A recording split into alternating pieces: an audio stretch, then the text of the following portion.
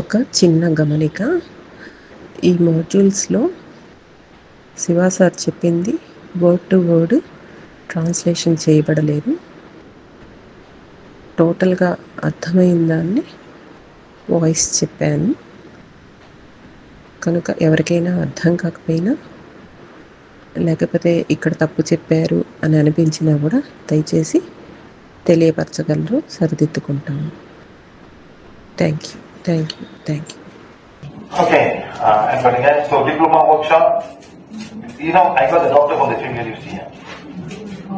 Trinity University, okay? So they go around the world treating people with acupuncture. Where did acupuncture come from? This man called Raja Dr. something, he's written this book on acupuncture only.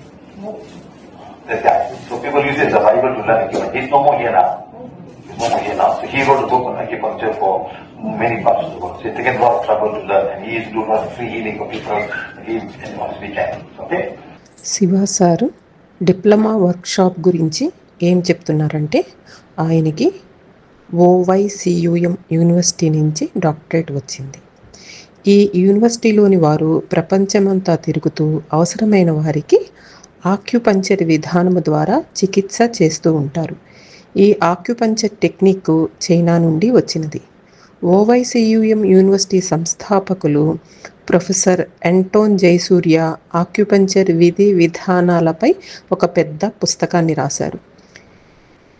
ఆయన ఈ లోకంలో లేకపోయినా సరే acupuncture నేర్చుకునే వాళ్ళకి ఆ పుస్తకము చాలా ఉపయోగకరంగా ఉంది.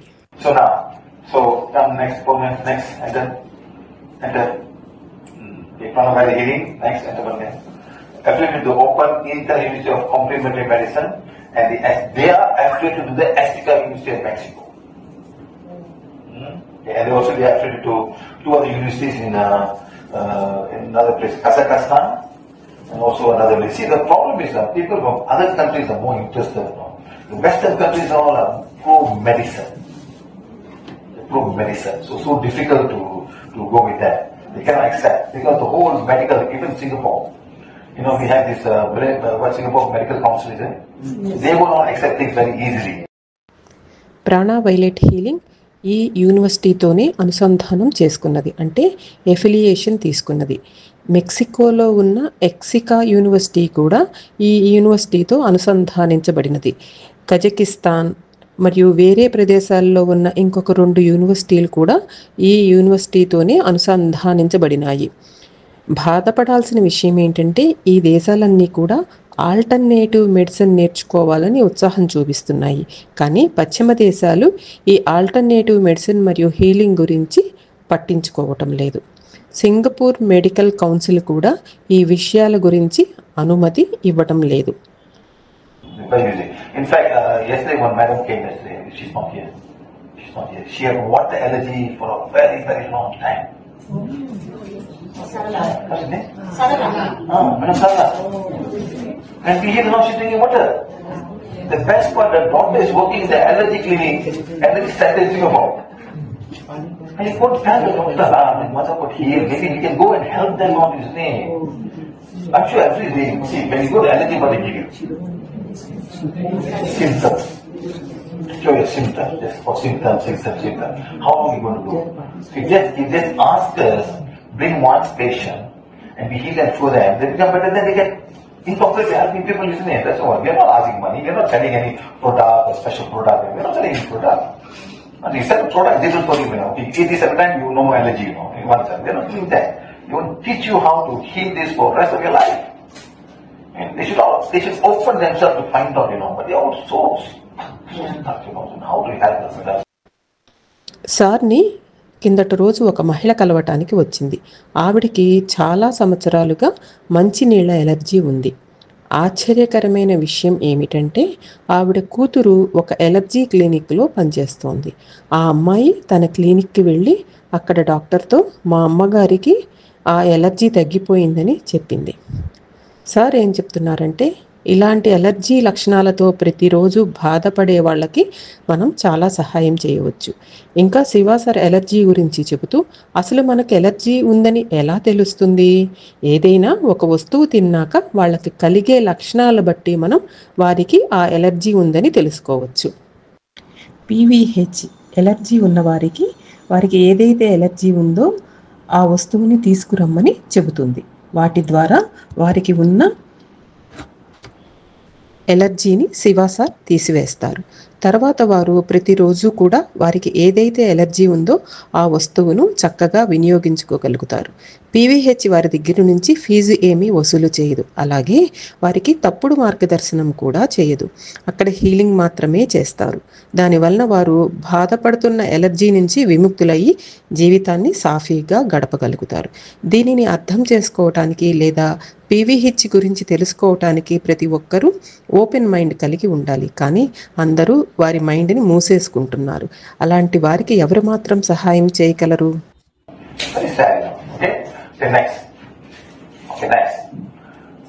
So diploma course structure. So we have the structure here now. Quickly, next one. Okay, Pranama healing. Next. You will be 12 years old with formal education. So anybody 12 years old can come. So imagine a 12-year child will have a diploma. Yes, madam, it's so simple. Yeah, it's so simple. It's not that you must know the meridian. You know how long it takes to do an acupuncture degree, madam? 2 years, madam. You cannot simply poke by you like, madam. So you poke the artery, whatever, blood shooting out. So they have to learn. You look at it very simple. Put into needle here, madam.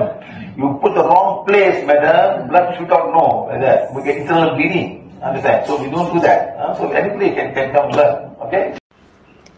Diploma course గురించి చెబుతూ 12 సంవత్సరముల పైబడిన ఎవరైనా సరే ఈ diploma course చేయవచ్చు.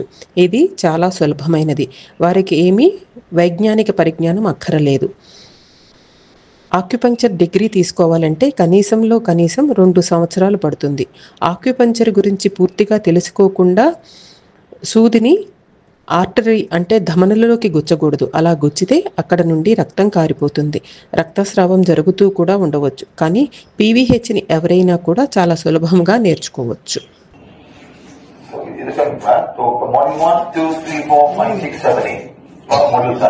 We may not be able to finish this are not important. 1, 2, this actually the sensing. 1, 2, 3, 4, 7 is the one we will do today and tomorrow. And if we've not finished, we have one in Kuala Lumpur on the 6th and 7th of July. And then we also have one in Nigeria.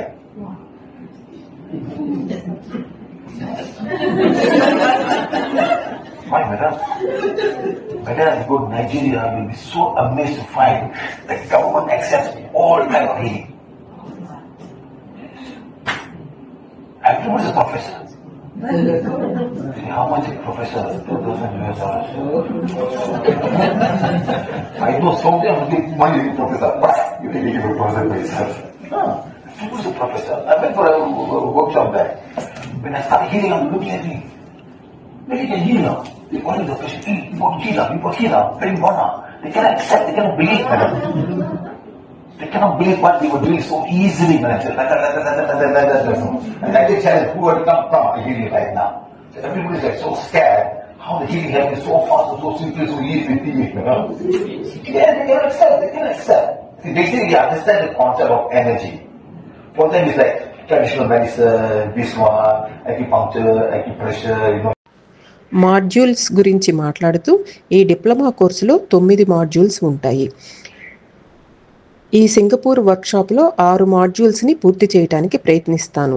ఒకవేళ పూర్తి చేయలేని పక్షంలో మలేషియాలో July నెలలో జరిగే వర్క్షాప్లో 7-8 modules చెబుతాను. నైజీరియాలో కూడా ఒక డిప్లొమా వర్క్షాప్ నిర్వహించాలని చెబుతున్నారు. ఆ నైజీరియా ప్రభుత్వం ఏ రకమైన హీలింగ్నైనా అనుమతిస్తుంది. నైజీరియాలో ఎవరైనా ప్రొఫెసర్ కావచ్చు. అక్కడ ప్రొఫెసర్ అయిన వారు $2,000 నెలకి సంపాదిస్తారు. ఎవరైనా సరే అక్కడ ప్రొఫెసర్ అయిపోవచ్చు. పీవీహెచ్ హీలింగ్ టెక్నిక్ చూసి అక్కడ ప్రజలు చాలా ఆశ్చర్యచకితులయ్యారు. పీవీహెచ్ గురించి తెలుసుకున్న వారు మిగతా వారిని పిలిచి ఈ హీలింగ్ టెక్నిక్ నేర్చుకోమని చెబుతున్నారు. వారు అతి సులభము సరళము అయిన అతి తొందరగా పనిచేసే హీలింగ్ టెక్నిక్ని చూసి వారందరూ స్థాణువులైపోయారు. అక్కడి వారు పీవీహెచ్ని ఆక్యుప్రెషర్ కంటే కూడా బాగా పనిచేసేదిగా గుర్తించగలిగారు. For blood pressure, you must have some cheese, Qigong. Press here, something like that, your pressure becomes zero. Wow, so easy, huh? All weights are dropped today, all the fat, how pressure all becomes zero. You don't understand the concept, sir. You don't understand the concept. All blood is all, you know what blood pressure? You know, there are many reasons for blood pressure. If all the weights are clogged with all kind of issues, how you could pressure all becomes better? Understand? You know, you must take some fluid, go into the blood system and burn all the fat, then you clear, then become better. You know, sometimes they all talk very easy, very easy, So, there's so many videos, I can learn that. నైజీరియాలోని ప్రజలు blood pressure కోసం ఒక రకమైన చికిత్సను అనుసరిస్తారు. వారు ఒక point దగ్గర గట్టిగా కొడుతూ ఉంటారు. దీనివల్ల ఎవరికైతే హై బీపీ ఉందో అది సామాన్య స్థితికి వస్తుంది. ఇలాంటి చికిత్సను డాక్టర్ విద్య అభ్యసించిన వారు కూడా చేస్తూ ఉంటారు. వారు ఒక పాయింట్ దగ్గర కొడుతూ చికిత్స అందిస్తూ ఉంటారు. బ్లడ్ ప్రెషర్ లాంటి జబ్బు అంటే కనుక నరాలలో ఏదైనా అవరోధం ఏర్పడితే అది చాలా తీవ్ర సమస్యకు దారితీస్తుంది. ఈ అవరోధాలు తొలగిపోయేలాగా ఏదైనా ఒక చికిత్స చేయాల్సి వస్తుంది. దానివల్ల శరీరంలో రక్త ప్రసరణ సరిగ్గా జరుగుతుంది. కానీ ఇదంతా చేయాలంటే అంత తేలికైన పని కాదు. So what do you want? Understanding prana healing. What is prana and all of healing? How the healing happens all over the world without being touched. Not that there's a lot of healing is around now. Shamans everywhere. Someone even those days, those days, in the place, you know something wrong with bones or put on that, okay, no. You know what I mean? Even the Chinese, they have a broken bone, they put something in the tire, after all will be okay. Then they're still around the people inside the herbs around here. It's okay, how is it possible? There are something understandable now. You know? So like that. So there are a lot of people all over the world doing a lot of good things, very good things. So we want to understand that first. Okay, right. Next. So number 2, understand the source of prana. Where the prana is coming from. Where it's coming from. Okay. Next. Module 1లో ప్రాణావైలెట్ healing గురించి, ప్రాణ అంటే ప్రాణశక్తి అంటే ఏమిటి, అది ఎక్కడి నుంచి వస్తుంది, ప్రపంచంలో ఎవరినీ తాకకుండా హీలింగ్ ఎలా చేయవచ్చు అనే ఇలాంటి హీలింగ్ టెక్నిక్స్ గురించి తెలుసుకోవచ్చు. ఇలాంటి హీలింగ్ టెక్నిక్స్ ప్రపంచవ్యాప్తంగా చాలా ఉన్నాయి.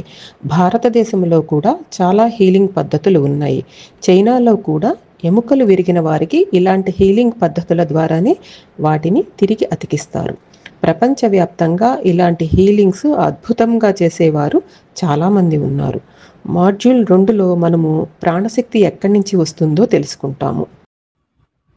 Module 2, 3 will be theory of human anatomy. Must know the anatomy of the human being before you get any healing at all. Where is the hormone? Where does the pancreas? Where does the insulin come from? Where the insulin come from? Which organ? Pancreas. Where does progesterone come from? Where does serotonin come from? Where does dopamine come from? Where does yes, there are many parts of the body making this hormone. And why are they not making anymore? Are they tired? Are they having more than what is required? Now I cannot make it anymore. Understand? Insulin is one thing. I cannot make it. You know, madam, whenever you sleep at night, you get a lot of muscle or pain in the early morning. Why? Because there's not enough dopamine coming to heal the pain. Not dopamine, endorphins. It's a natural painkiller. Yesterday I went and did put therapy for 4 teeth. Oh. On one leg.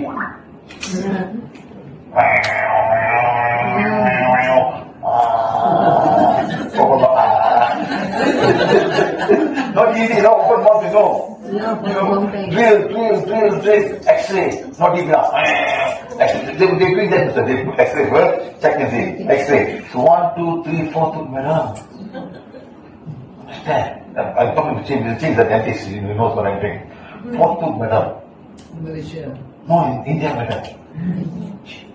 Yeah, yes. Understand? Then the dentist, he will call the root canal specialists. Yes. Go from place to place. They don't have their own clinic, they go specialist, and they go surgeon specialist. Module 3లో మనము మానవుని శరీర నిర్మాణం అంటే human anatomy గురించి తెలుసుకుంటాము. ప్రతి ఒక్కరూ కూడా తమ శరీరంలో ఎలాంటి హార్మోన్స్ ఉత్పత్తి అవుతాయో అలాగే బ్యాక్టీరియా ఎక్కడి నుండి వస్తుందో కూడా తెలుసుకోవాలి. ఇన్సులిన్ ఎక్కడ తయారవుతుంది, అలాగే మన శరీరంలో ఉన్న అవయవాలు ఎక్కడ ఉంటాయో కూడా తెలుసుకోవాలి. సెరటోనిన్, డోపమైన్ హార్మోన్స్ ఎక్కడ ఉత్పత్తి అవుతాయి. మన శరీరంలో చాలా రకాలైన హార్మోన్లు ఉత్పత్తి అవుతూ ఉంటాయి. ఒక్కొక్కసారి ఈ ఉత్పత్తి అవటం కూడా ఆగిపోతూ ఉంటుంది. ఎందుకంటే ఈ హార్మోన్లను ఉత్పత్తి చేస్తూ అలసిపోయి కూడా ఉండవచ్చు, లేదా అవసరమైన దానికంటే కూడా ఎక్కువ ఉత్పత్తి చేయవచ్చు. ఇవన్నీ తెలుసుకోవటం చాలా ముఖ్యమైనది. మనము ఇన్సులిన్ని ఉత్పత్తి చేయలేము. చాలామందికి రాత్రి నిద్రపోయి లేచిన తర్వాత కండరాలలో నొప్పి వస్తూ ఉంటుంది. ఎందుకంటే వారి శరీరంలో ఎండార్ఫిన్స్ హార్మోను ఉత్పత్తి తగ్గిపోయి ఉంటుంది లేదా ఆగిపోయి ఉంటుంది. ఎండార్ఫిన్ అనేది ప్రకృతి మనకు ప్రసాదించిన సహజ సిద్ధమైన పెయిన్ కిల్లర్, అంటే నొప్పి నివారణ హార్మోను. ఎండార్ఫిన్స్ గురించి చెబుతూ తను భారతదేశంలో ఒక డెంటిస్ట్ దగ్గరికి వెళ్ళానని, అక్కడ డాక్టర్లు ఎవరైనా సరైన పద్ధతిలో వైద్యం చేయడం లేదని చెప్పారు. వారు సర్జన్లను తమ క్లినిక్కి పిలుస్తారు. So one whole day, 3.5 hours, to go to canal. Okay? And then they said, I must do injection on. No painkiller. Give me pain. I said, I never took any painkiller. I never took any injection. Next day, they did surgery. They went to the root, and they grind everything on, put bone inside and cover it up. Like 7 stitches here. That was Tuesday. Okay, Wednesday, put like that. Wednesday, Thursday, Malaysia, Friday, Singapore. I'm still talking, I never took any painkillers. I just took 1 or 2 antibiotics, that's all. You know what, madam? My system is so strong. My system can make the endomorphins, the natural human painkiller. When they don't take, that's when you must take all the paracetamol. To reach your threshold, your body must be enough. So you don't misuse by putting all kinds of things in your body, madam. So you don't misuse your body, madam. Shiva sir పళ్ళ చికిత్స కోసం వారు 4 పళ్లకు x ray తీశారు. అలాగే root canal treatment కూడా చేశారు. ఇది చాలా నొప్పితో కూడుకున్న విషయం. డాక్టరు శివాసారుతో నొప్పి భరించడానికి పెయిన్ కిల్లర్ని తీసుకోమని చెప్పారు. కానీ శివాసారు నేను ఇప్పటి వరకు ఎప్పుడు పెయిన్ కిల్లర్ కానీ ఏదైనా ఇంజెక్షన్ కానీ తీసుకోలేదని చెప్పారు. మంగళవారం శివాసార్ పళ్ళకి శస్త్రచికిత్స చేసి రూట్ కెనాల్ ట్రీట్మెంట్ చేసి 7 కుట్లు వేశారు. తర్వాత రోజు ఆ పళ్ళకి క్యాప్ వేశారు. గురువారం రోజు శివాసార్ మలేషియా వచ్చారు. శుక్రవారం సింగపూర్లో వర్క్షాప్ నిర్వహిస్తున్నారు. సర్జరీ తర్వాత కూడా శివాసార్ చక్కగా మాట్లాడుతున్నారు. ఆయన ఎలాంటి పెయిన్ కిల్లరు తీసుకోలేదు. 1-2 యాంటీబయాటిక్ మాత్రమే తీసుకున్నారు. ఎందుకంటే ఆయన బాడీ సిస్టమ్ చాలా స్ట్రాంగ్గా ఉంది. న్యాచురల్ పెయిన్ కిల్లర్ అయిన ఎండార్ఫిన్ ఆయన శరీరంలో చక్కగా ఉత్పత్తి అవుతోంది. ఎవరైనా పెయిన్ కిల్లర్ తీసుకోలేదు అంటే వారికి సహనం ఎక్కువని, వారి శరీరం దేన్నైనా తట్టుకుంటుందని చెప్తూ ఉంటారు. ఎవరికి తోచింది వారు చెప్పకండి. I never took my first antibiotic when I was 19 years old. Never had antibiotics, madam. We live in a small village, madam. You know what the medicine we had, madam? Only one medicine. Every month, one big truck will come. You know, all stay in one night, whole family. Drink the medicine, or deworming. Big worms come on, madam. Mother will see, where? Won't go on or not, where? What's it going? Come on, sir, I'm telling you the truth. You see, we all had worms, madam. Sometimes when the truck won't come, worm want to come out. My mother will pull the worm outside. Hey, this is part of life, lah. Today, madam, one Coca-Cola, all the worms will die. Seriously, if the Coca-Cola will kill all the worms, I see that worm inside. My dear, come on, madam. Open the button and you pull it up. Take the hook, the safety pin. Just pull out,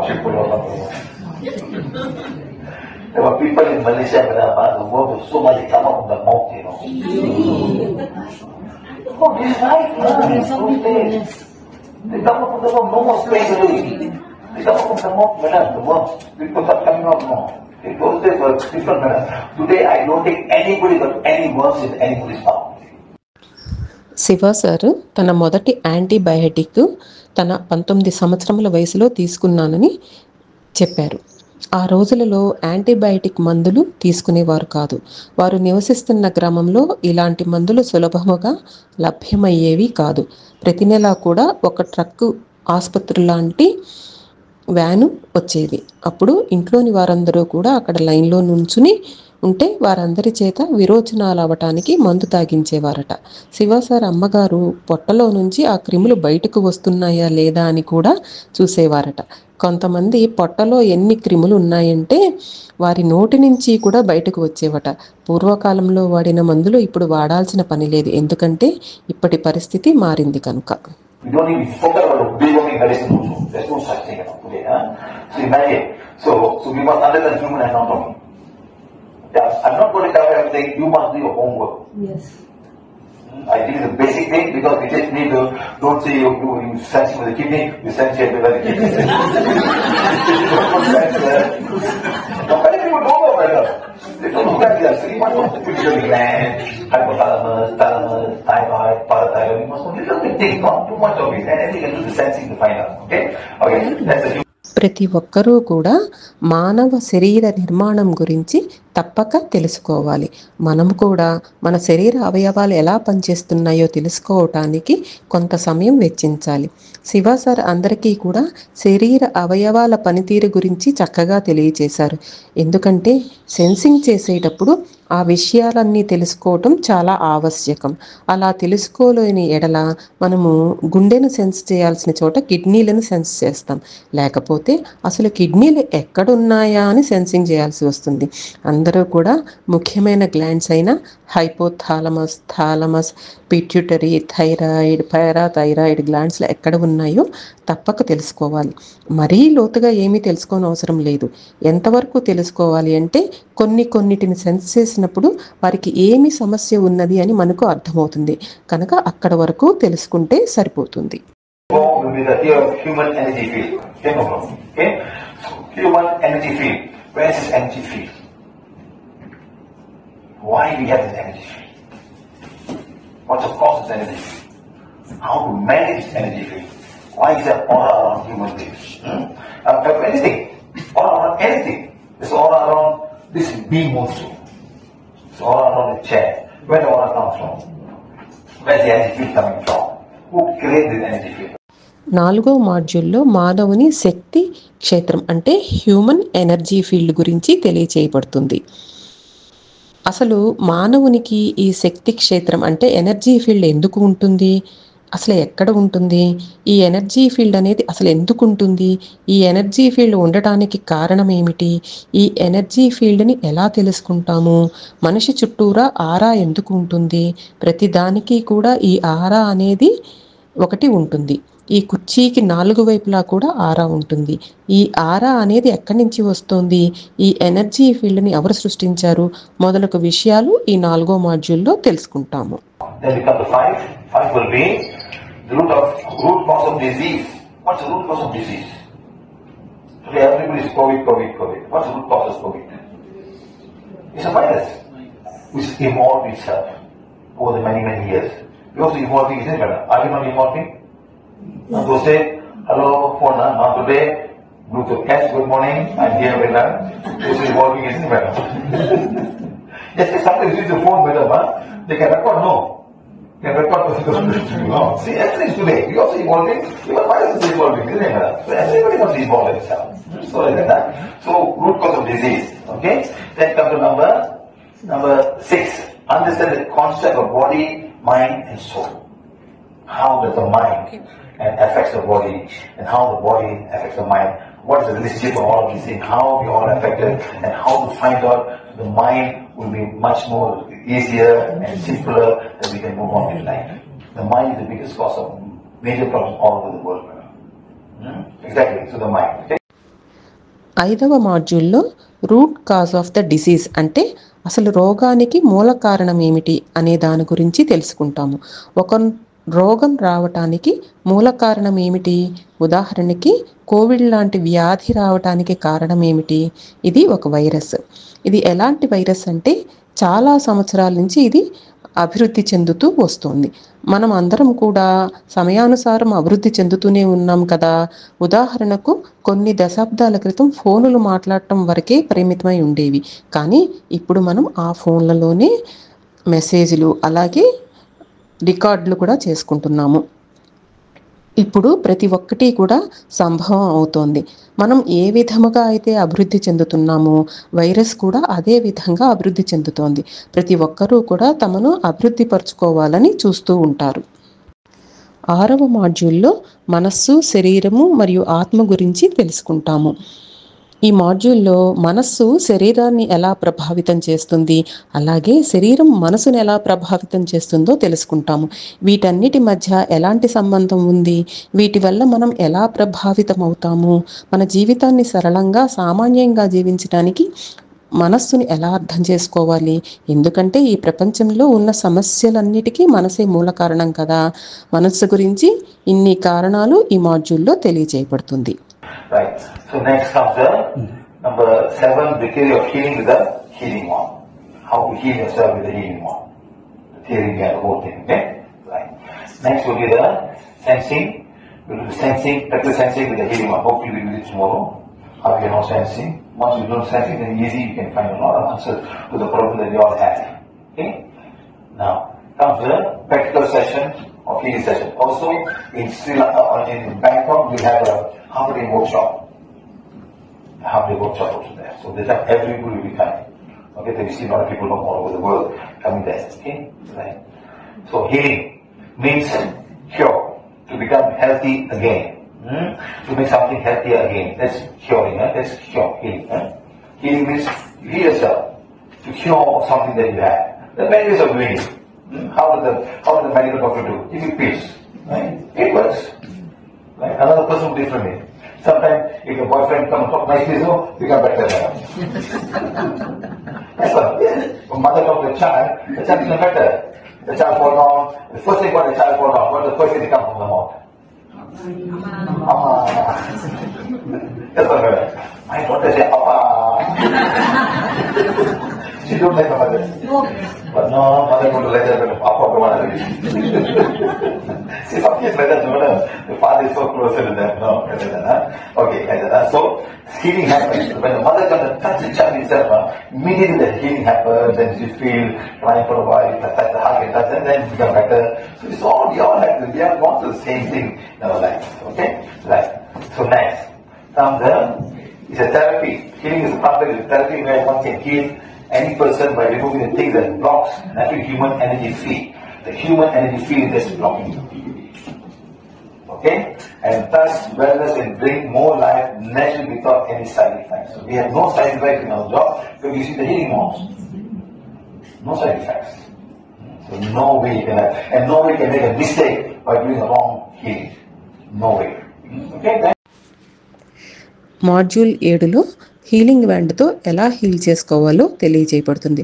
ప్రతి ఒక్కరూ తమను తాము ఎలా heal చేసుకోవాలో సమగ్రంగా తెలియజేయబడుతుంది. మనము sensing చేస్తూ ఉంటాం కదా, హీలింగ్ వ్యాండ్తో సెన్సింగ్ ఎలా చేయాలో కూడా ప్రాక్టీస్ చేస్తూ ఉంటాము. ఒకసారి సెన్సింగ్ చేయటం అంటూ వస్తే మీకు ఉన్న సమస్యలన్నిటికీ చాలా సులభంగా సమాధానం తెలుసుకోవచ్చు. హీలింగ్ అంటే అర్థం చికిత్స, అంటే తిరిగి ఆరోగ్యాన్ని పొందటం, అంటే దేనికైనా తిరిగి స్వస్థత చేకూర్చటం. దీన్ని చికిత్స అంటారు. హీలింగ్ అంటే అర్థము మనల్ని మనం హీల్ చేసుకోవటము లేదా ఇతరులను హీల్ చేయటము. ఎలాంటి వాటిని హీల్ చేయాలి అంటే ఇది ఎప్పటికీ క్యూర్ అవ్వదు అన్న వాటిని కూడా హీల్ చేయాలి. ఇలా చేయటానికి చాలా పద్ధతులు ఉన్నాయి. ఎలాగైతే ఒక ఇంగ్లీష్ డాక్టర్ చికిత్స చేస్తారో అలాగన్నమాట. ఆయన మందు బిళ్ళలు రాసి చికిత్స చేస్తారు, అవి పనిచేస్తాయి కూడా. ప్రతి వ్యక్తికి కూడా వారు చికిత్స చేసే విధానము వేరువేరుగా ఉంటుంది. శివ సార్ నవ్వుతూ ఏమంటున్నారంటే, ఎవరైనా ఒక ప్రేమికుడు జబ్బపడ్డాడు అనుకోండి, అతని దగ్గరికి అతని ప్రేయసి వచ్చి మాట్లాడినా కూడా అతనికి జబ్బు తగ్గిపోతుంది. తల్లి పిల్లలతో ప్రేమగా మాట్లాడినా కూడా వారి జబ్బు తగ్గిపోతుంది. ఇవన్నీ ఎందుకు చెప్తున్నానంటే హీలింగ్ అనేది వివిధ రూపాలుగా ఎలా జరుగుతుందో తెలియచేస్తున్నాను. తల్లి తన పిల్లలను ప్రేమగా దగ్గరికి తీసుకుంటే ఆ స్పర్శ వలన కూడా పిల్లలు స్వస్థత పొందుతారు. ఇలాంటివన్నీ కూడా మన జీవితంలో ఎప్పుడో అప్పుడు ఒకసారి అనుభవం పొందే ఉంటాము. పీవీహెచ్ అనేది ఒక చికిత్స. ప్రతి ఒక్కరూ కూడా ఇతర వ్యక్తుల యొక్క ఎనర్జీ ఫీల్డ్ను అవరోధపరుస్తున్న వాటినన్నిటినీ తొలగించి ఏ వ్యక్తినైనా కూడా హీల్ చేయవచ్చు. మానవుని ఎనర్జీ ఫీల్డ్ అవరోధాలను కల్పిస్తూ ఉంటుంది. ఈ ప్రకారంగా పీవీహెచ్ ద్వారా ఎలాంటి దుష్పరిణామాలు లేకుండా స్వస్థత చేకూర్చవచ్చు. ఎందుకంటే పీవీహెచ్ హీలింగ్లో దుష్పరిణామాలు అనేవి లేవు. ఎందుకంటే పీవీహెచ్లో హీలింగ్ వ్యాండ్ని ఉపయోగిస్తాము. అందుకనే ఎవరు హీలింగ్లో ఎలాంటి తప్పు చేయరు. Now, anything like prana healing is done without medicine and without touching. But we are not saying that you need to take some medication. You need to take medication. Like for example, when you go to like dentist, say, you must take an antibiotic to protect yourself from, because the mouth is the place where there's so much bacteria and they all try to go inside.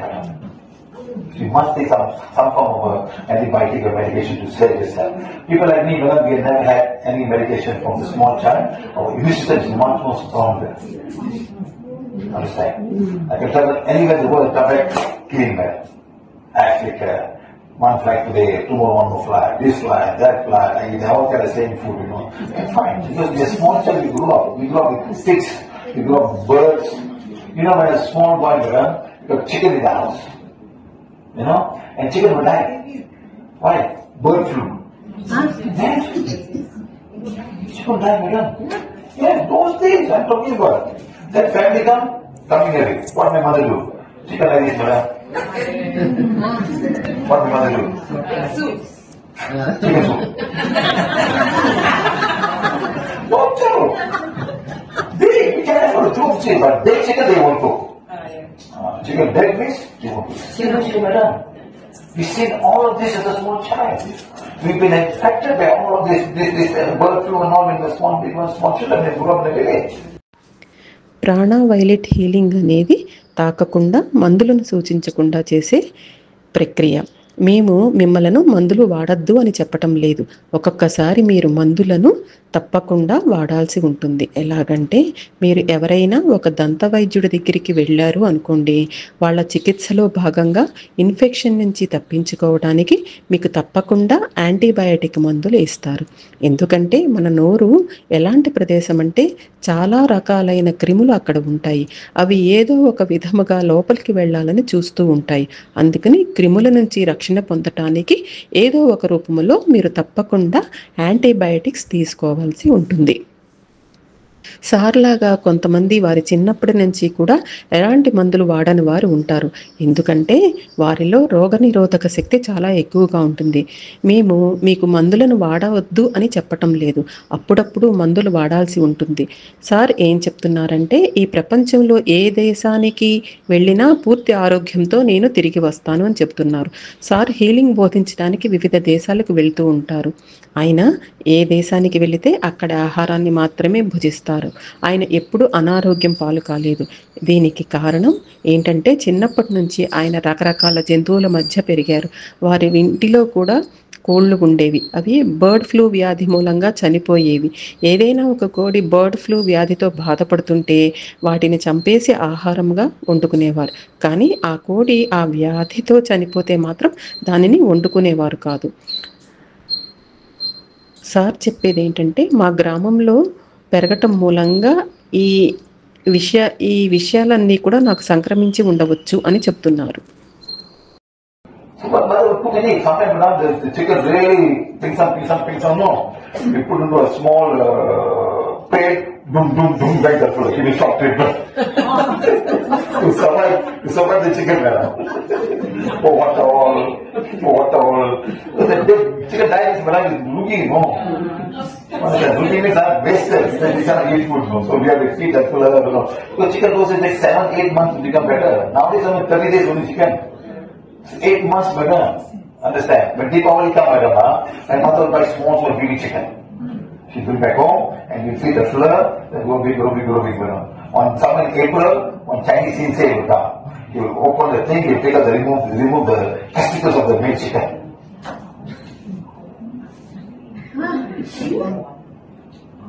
Become bigger, madam, 1 kilo extra. One time chicken. Seriously. Because we want meat, madam. We want meat. So he can't do the female, he do the male chicken only. He's so expert, he will cut the chicken, the testicles are at the back there, or 2 things. And he will take it out and throw it out. It sticks back. Understand? So then chicken become bigger. Like you know the unaks in China, they cut away the testicles and they become so big and so strong. They won't have erection or they won't have sex with the princesses also, so they become guards is the thing. And they remove it. So I think you know chicken, madam. So by the month of December, chicken very big, madam. About half a kilo more, not extra, or half a kilo more. This is what we do those days, you understand, to survive. ఎప్పుడైనా కోళ్ళు చనిపోతాయి అనుకున్నప్పుడు వాటికి చాలా ఉపచారాలు చేసేవారు. అలాగే వాటిని రక్షించుకోవటం కోసం వాటి మీద నీళ్లు చల్లుతూ ఉండేవారు. కోళ్ళు చనిపోతే వారికి నష్టం చేకూరుతుంది, ఎందుకంటే వారు వాటిని ఆహారముగా ఉపయోగించలేరు. వారు కోళ్లను 8 నుంచి 9 నెలల వరకు పోషిస్తూ ఉంటారు. ఇప్పటి రోజులలో 30 రోజుల్లోనే కోడి తయారైపోతూ ఉంటుంది. దీపావళి వచ్చినప్పుడు సార్ అమ్మగారు కోళ్ల పిల్లలను తీసుకువచ్చి ఇంట్లో పెంచుతూ వాటి ఆలనా పాలన చూసేవారు. అవి నెమ్మదిగా పెద్దవవుతూ ఉండేవి. ఏప్రిల్ నెలలో చైనా వారు వచ్చి ఆ కోళ్ల యొక్క వృషణాలను తీసివేసేవారు. అలా చేయటం వల్ల కోళ్ళు చాలా లావుగా తయారయ్యేవి. 1 కిలో కంటే ఎక్కువ బరువు తూగేవి. ఈ ప్రక్రియ కోడి పుంజలకు మాత్రమే చేసేవారు. చైనా వారు కోళ్లను కోసి వృషణాలను తీసి బయట పారేసేవారు. తిరిగి ఆ కోడికి కుట్లు వేసేవారు. ఆ తర్వాత కోడి మరింత లావుగా తయారయ్యేది. So here is no touching, no medicine, madam. So please remember this, huh? But you need to take medication. I'm not saying don't put medication. I'm healing you. Don't worry. Take medical treatment. At the same time, start healing people.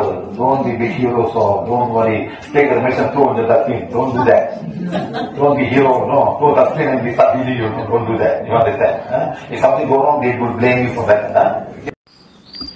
ప్రాణ violet healing అనేది ఎలాంటి ప్రక్రియ అంటే మనుషులను తాకకుండా మందులను సూచించకుండా healing చేసే ప్రక్రియ. కానీ అవసరమైనప్పుడు మందులను తప్పకుండా వాడాలి. సార్ ఏం చెప్తున్నారంటే ఏ మనిషి కూడా హఠాత్తుగా తాను వాడే మందులను ఆపకూడదు. పీవీహెచ్ టీచర్లు మరియు వాలంటీర్లు కూడా ఈ విషయాన్ని తప్పకుండా గుర్తుంచుకోవాలి. అదేమిటంటే ఎవరికైనా హీలింగ్ చేసేటప్పుడు వారు హీలింగ్తో పాటు తమ మందులను కూడా వాడుతూ ఉండాలి. పీవీహెచ్ టీచర్లకు వాలంటీర్లకు శివ సారు హెచ్చరిక చేస్తున్నారు. మీరు హీరోలాగా మేము మీకు పూర్తిగా చికిత్స చేస్తామని చెప్పకండి.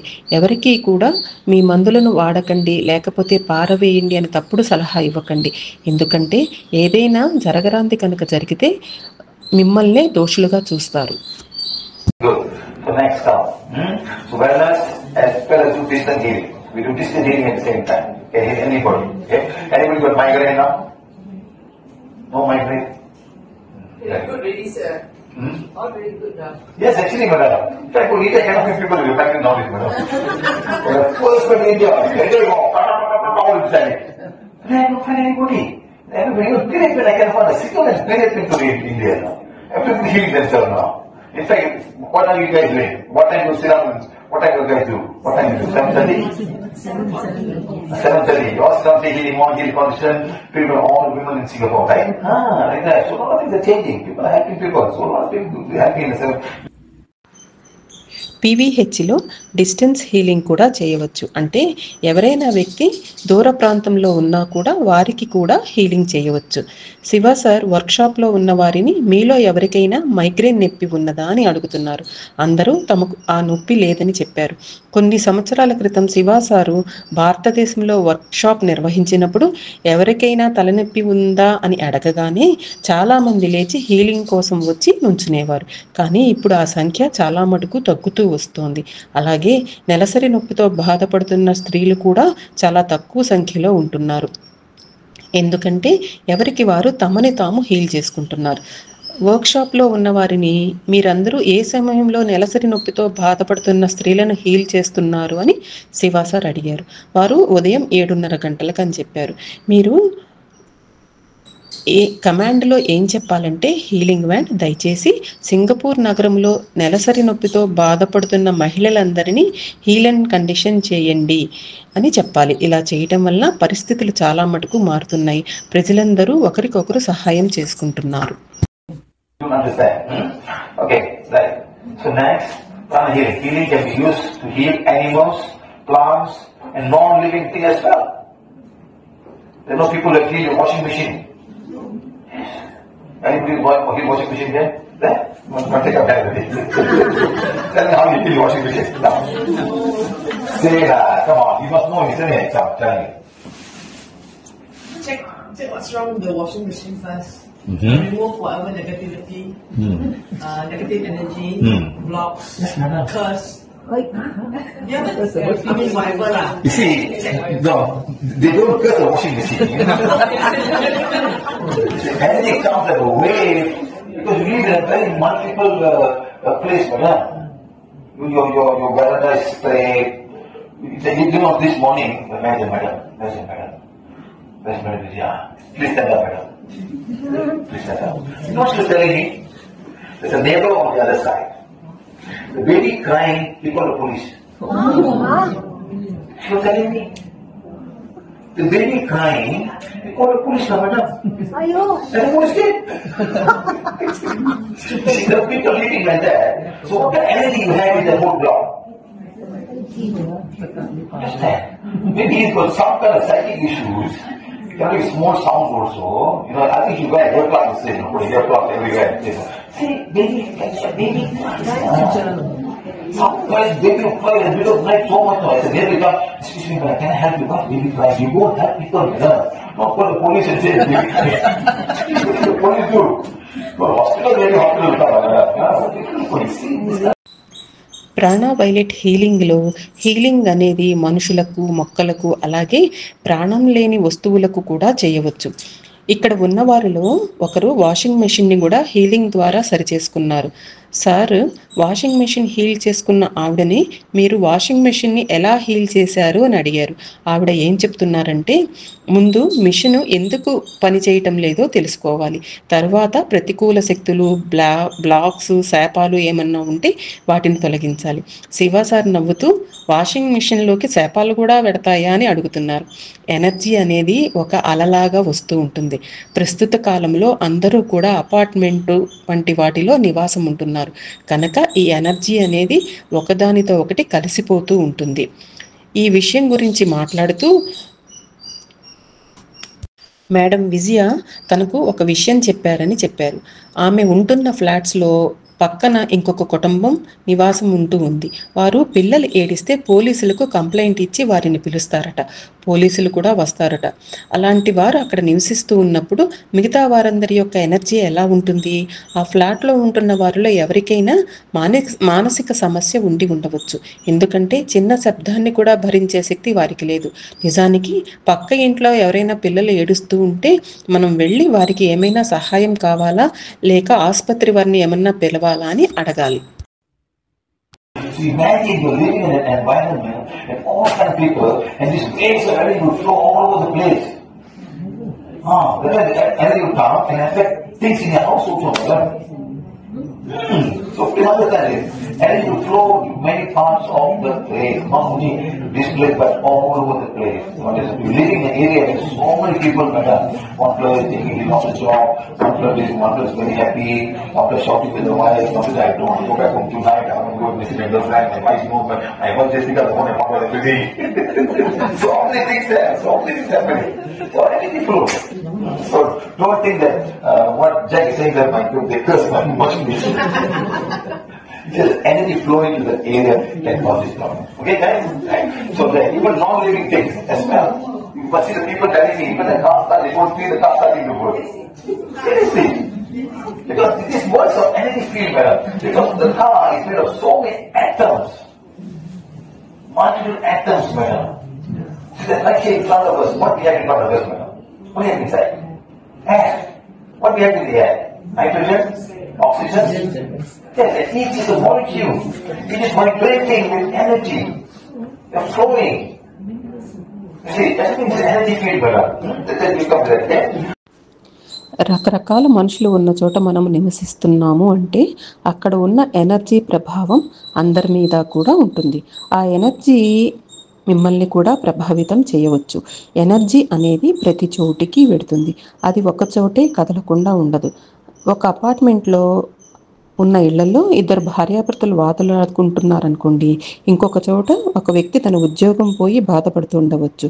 ఇంకొక ఇంట్లో ఒక వ్యక్తి నేను ఈరోజు ఇంటికి తిరిగి రాను, నా గర్ల్ ఫ్రెండ్ దగ్గరికి వెళ్తాను అనే అభిప్రాయంతో ఉన్నాడు. ఇంకొక చోట అత్తాకోడలు గొడవ పడుతున్నారు. ఒకే చోట అనేక సంఘటనలు జరుగుతున్నాయి.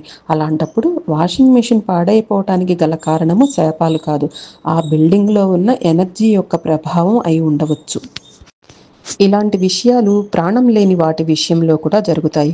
కారుని స్టార్ట్ చేసినప్పుడు కొంతమందికి కారు స్టార్ట్ అయినట్టు అనిపించదు, ఎందుకంటే అక్కడ ఎనర్జీ ప్రభావం ఎక్కువగా ఉన్నది. కారు అనేక అణువులు, పరమాణువులతో తయారైంది. మనం శ్వాస ఏదైతే పీలుస్తున్నామో అది నైట్రోజన్, ఆక్సిజన్ మొదలగు వాటితో కూడుకుని ఉంది. అన్ని అణువులు కూడా ఎనర్జీతో కలుషితమై ఉంటాయి. ఎనర్జీని అక్కడ ప్రవహిస్తూ ఉంటుంది. ప్రతి దానికి కూడా ఒక ఎనర్జీ ఫీల్డ్ ఉంటుంది. Then Prana is a Sanskrit word, ancient, from ancient times, Sanskrit. That doesn't mean that it's a word that I should not use. No, Sanskrit, I don't use. I am Chinese, I am Tamil, I cannot be Sanskrit word. No, there's a word, those days. See, civilization, madam, it started in many parts of the world. And China got civilization, India got civilization. Where civilization was there, but men never knew that. Where was civilization equally so fantastic, but men never knew that. Where was it now? South America. That's not the big pyramids. No one knew that. Where they knew that, madam? When Columbus went. If he had not gone, madam, they found it some other way. Somebody would have found it, you know. There's civilization in that place. Have you been to Peru? Have you been to Cusco, sir? The stones are so tight. You know, the stones are so tight, you can't even put a hand inside. How they believe? Did they grind the stone? Did they cut it in some way? It's unimaginable. If the stone is not like square, no. You very funny shape and you sit inside. How? Yes. When I went to Peru, I gave a workshop there also, no. I'm showing exactly how did it build. So technology was also available to them, but men never found that. China had the technology. What was Chinese technology, madam? What was Chinese technology? Paper. China made paper and went all over the world. And one more very important thing they made, madam. What they made, madam? Explosives. They said explosives, madam. China. China was explosive things out there. And people say, took and made bigger explosive things, that's all. China had their own thing. Indians had their own thing. The Egyptians had their own thing. So everybody had a own thing. ప్రాణ అనేది సంస్కృతం నుండి తీసుకోబడిన పదం. ఇది సంస్కృతం నుండి తీసుకోబడింది కదా అని దీన్ని ఇతర దేశాల వాళ్ళు కానీ ఇతర భాషల వాళ్ళు కానీ ఉపయోగించుకోకూడదు అనేది అర్థం కాదు. అన్ని దేశాల్లోనూ మరియు భారతదేశంలోనూ కూడా నాగరికత పెరుగుతోంది. ఈ ప్రపంచంలో ఉన్న అన్ని దేశాల్లోనూ నాగరికత పెరుగుతోంది. ఇతర దేశాల్లో పిరమిడ్లు కూడా కట్టబడినాయి, కానీ వాటి గురించి ఇతర దేశాల ప్రజలకు తెలియదు. ఎప్పటిదాకా తెలియదు అంటే కొలంబస్ వాటిని కనుగొని మనకు చెప్పే వరకు. కొలంబస్ అక్కడికి వెళ్ళి ఉండకుండా ఉంటే తర్వాత రోజులలో ఎవరో ఒకరు వాటిని తెలుసుకునేవారు. శివ సార్ పెరు దేశంలో ఉన్న రాళ్ల గురించి చెబుతూ, ఆ రాళ్ళు ఒకదానితో ఒకటి ఎలా కలిసి ఉంటాయంటే ఒక వెంట్రుకను కూడా వాటి మధ్య నుంచి దూర్చలేము, అలా ఉంటాయి ఆ రాళ్ళు.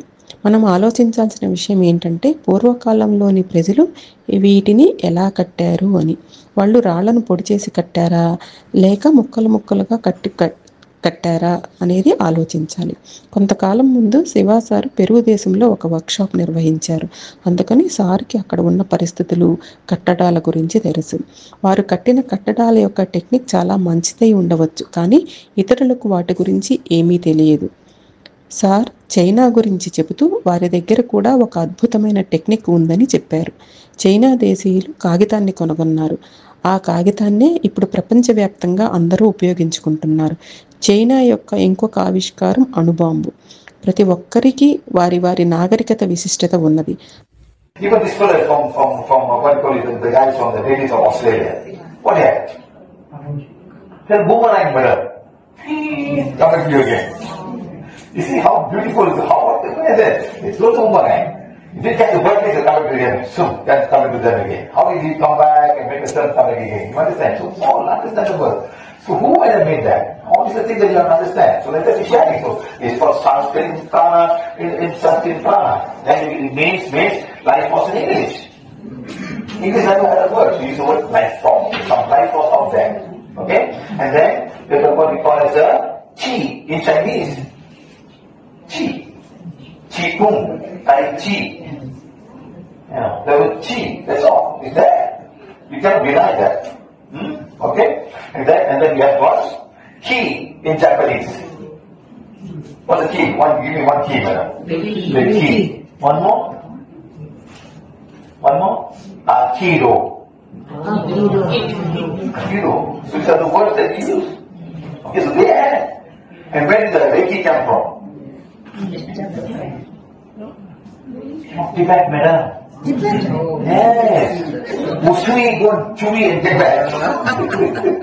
Usui, one smart guy, he traveled to Tibet, and his own soul very feeling on. He took in the land and got it like that.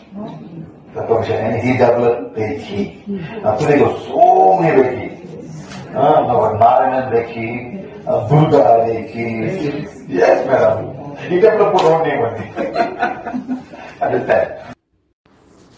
ఆస్ట్రేలియాలోని ఆదివాసులు బూమరాంగుని కనుగొన్నారు. అంటే ఏదైనా ఒక వస్తువును విసిరేసినప్పుడు అది తిరిగి రావడం అన్నమాట. ఈ విధముగా ఒక్కొక్క చోట ఒక్కొక్క రకమైన ఆవిష్కారం జరుగుతూ ఉంటుంది. కానీ అవన్నీ కూడా మనుషులకు ఉపయోగకరంగానే ఉన్నాయి. ప్రాణ అనేది ఒక సంస్కృత శబ్దం. దీనిని ఇంగ్లీష్లో లైఫ్ ఫోర్స్ అంటారు. అంటే జీవశక్తి అని పిలుస్తారు. ఇంగ్లీష్లో ప్రాణకు సరిపోయే పదం ఏమీ లేదు. అందుకని వారు దానిని లైఫ్ ఫోర్స్ అంటే జీవశక్తి అని పిలుస్తారు. చైనా వారు చీ అని పిలుస్తారు. తాయ్ చీ, చీకుంగ్ వంటివి అన్నమాట. జపాన్ దేశస్థులు కి, అకిడో, రేకి అని పిలుస్తారు. ఈ ఎనర్జీలను కూడా మనం తక్కువ చేయకూడదు. రేకి మొట్టమొదట టిబెట్ దేశంలో వ్యాప్తి చెంది ఉంది. డాక్టర్ ఉసోయి టిబెట్ దేశానికి వెళ్ళినప్పుడు అక్కడ ఉన్న పురాణ గ్రంథాలను అధ్యయనం చేశారు. అక్కడ వారి పర్మిషన్ తీసుకోకుండానే వాటిని ఆయన జపాన్ దేశానికి తీసుకుని వచ్చారు. అప్పుడు ఆయన రేకీని వ్యాప్తి చేశారు. ఈ రోజుల్లో రేకి అనేది చాలా రకాలుగా వాడుకలో ఉంది. ఎలాగంటే నారాయణ రేకి, దుర్గా రేకి ఇలాగనమాట. సార్ నవ్వుతూ మనం మాత్రమే మన పేరు పెట్టుకోవటం లేదని అన్నారు. తమిళ భాషలో ప్రాణశక్తిని ఉయుర్ అని అంటారు. మరియు పాలినేషన్ సంస్కృతిలో మన అని కూడా అంటారు. అంటే దీని మీద ఎవరికీ కూడా అధికారం లేదు. ఇది సమస్త మానవాళికి చెందినది. అంటే ఇది ఏ ఒక్కరి సొత్తు కాదు.